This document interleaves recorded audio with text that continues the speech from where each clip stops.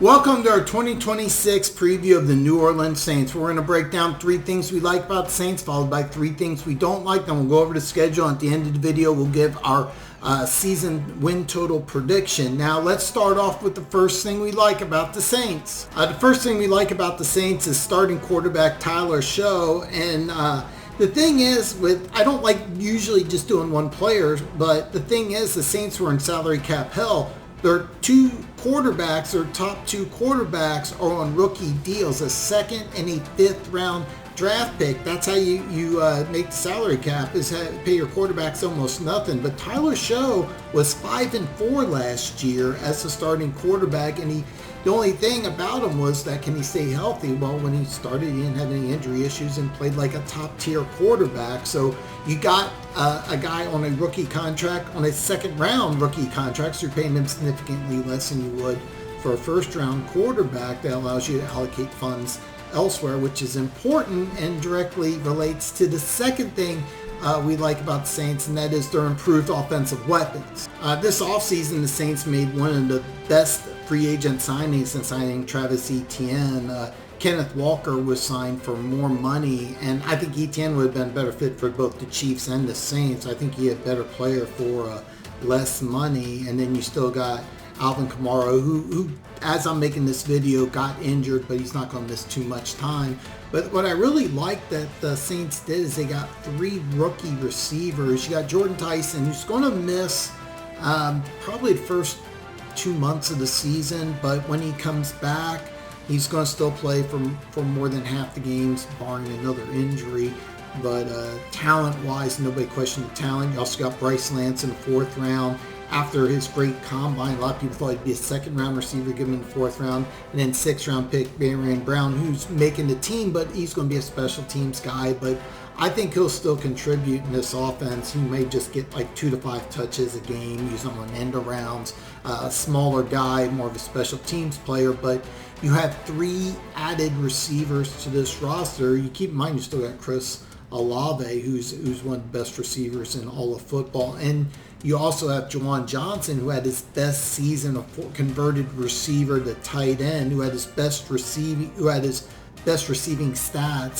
last year, and could potentially get better next season. The third thing about the Saints that we do like is their defensive front 7. So the Saints started off 1-8, but finished 6-11, meaning that they were 5-3 in their last 8 games. In those last 8 games, they gave up 17.5 points per game, and they had a turnover created in every single one of those last 8 games. So the defense really was very good last year. The thing is, I have some questions about the secondary, but I love the front 7. Chase Young missed the first 5 games of the season. Still had 10 sacks. Cameron Jordan, he's coming back. They drafted Christian Miller in the 2nd round. He could have easily gone in the 1st round. He was a very, very good player. So there's a lot to like about the Saints defense. I love the front 7. Even with Brian Brees being on injury reserve, he's going to miss the season. This Saints front 7 and defense overall is really good, but again, we have some secondary concerns, which we're going to address soon. But the front 7's really good, and this defense has a chance to be one of the best in football if they continue how they played the last half of the season. So just to recap the 3 things we like about the Saints. We like their quarterback and the quarterback situation, and we like the improved offensive weapons, and we love the front 7. We like the defense. Now, 3 things about the Saints we don't like. Let's start with something that we just talked about, and that's the Saints secondary. So Julian Blackmon, he missed the whole season. You're supposed to put him back at safety. I get that, but you also lose Alontae Taylor in free agency, and you're just kind of promoting from within. So you're didn't even replace Alontae Taylor in the draft or in free agency. Now, you did draft Lorenzo Styles in the 5th round, but I always thought he was more of a special teams player than somebody you're expecting to help with the secondary. And then you're also banking on a safety who missed the whole season. He played 1 game just to come back. So that's something I'm legitimately concerned about when I look at this defense. Overall, we like the defense. We love the front 7. I have a lot of concerns about the secondary. The second thing we don't like about the Saints is offensive experience. Now, when we say offensive experience, we're mainly looking at the receivers. You got 3 rookies, and Chris Olave and Devon Vale, my mistake here. These are young players, and you had an opportunity. You could have made the move for Stephon Diggs, who ended up signing with Washington. Keenan Allen, who signed with Indianapolis, has a relationship with Kellen Moore. I would have loved that move because I look at this team, and here's the deal.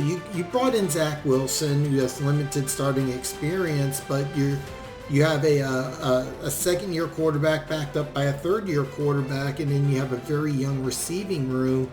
I would have really liked it if they would have got a veteran receiver to come in and kind of stabilize everything. You could have also gone maybe a quarterback that has some starting experience. Might be interested. I would have liked, for example, Carson Wentz, who re-signed with Minnesota. Somebody like that who can come in, really stabilize everything. Somebody that a young quarterback can turn to and say, hey, look, what am I looking at here? And I don't see that. Now, keep in mind, this is a team that had some salary cap issues. And that ties into the third thing that we don't like, is that there's a lack of depth on this team. Now, the real problem with the Saints was that they were basically in salary cap hell the last couple of years, and they managed to get their way out of it. But depth is an issue on this team. Keep in mind, you have Jordan Tyson, Alvin Kamara, Brian Breezy would have been a starter. He's already out for the year. I still like the front seven, and they do have a lot of running backs, but Alvin Kamara and the Jordan Tyson injury. Now, Jordan Tyson will miss less than half the year, knock on wood. But bottom line, this isn't a deep roster, and I would have really liked it if they. I think going into this offseason, I think you're going to see the Saints really. Not go after big name free agents, but really address the depth. So just to recap the 3 things we don't like about the Saints. We have big questions about the secondary. We would like a little more offensive experience, specifically the quarterback and receiver room.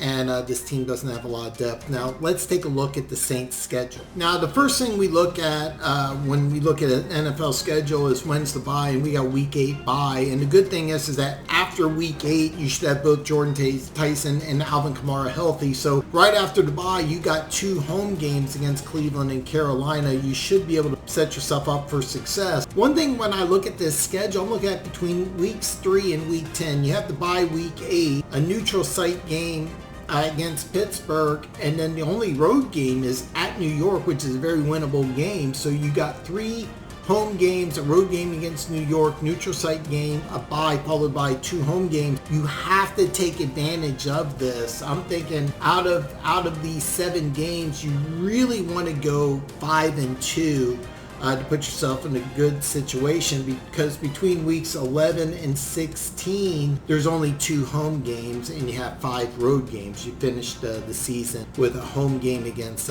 Tampa Bay, which could be for the division. You never know. But you do start off the schedule with 2 very difficult road games at Detroit and at Baltimore. It wouldn't surprise me if Saints start the season 0-2.